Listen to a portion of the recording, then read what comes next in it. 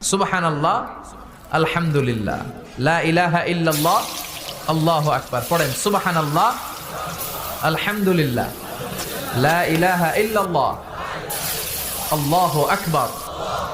এই চারটা জিকির হচ্ছে শ্রেষ্ঠ জিকির। শ্রেষ্ঠ তো শ্রেষ্ঠই তো পাইছেন, আর এদিক ওদিক তাকান কেন? পড়েন ইচ্ছে মতো। এই চারটা জিকির একসাথে মিলিয়েও পড়া যায়, আলাদা করেও পড়া যায়। আবার বিষ্ণু বললেন, মিজানের পাল্লা ভারী করতে চাও, ফাআম্মা মান সাকুলাত মাওয়াজিনুহু ফাহুয়া ফি আইশাতির রাদিয়া। মিজানের পাল্লা যারা ভারী করতে চাও তারা দুইটা জিকির করবা, সুবহানাল্লাহি ওয়া বিহামদিহি, সুবহানাল্লাহিল আযীম। এই দুইটা শব্দ কালিমাতান হাবিবাতান ইলার রহমান, আল্লাহর কাছে খুব প্রিয়। সাকিলাতানি ফিল লিসান, এই জিহ্বার মধ্যে এই শব্দ দুইটা উচ্চারণে খুব সহজ, খুব পাতলা। সাকিলাতানি ফিল মিজান, কিন্তু এই শব্দ দুইটা মিজানের পাল্লায় রেখে দিলে অনেক ওজন হয়ে যাবে।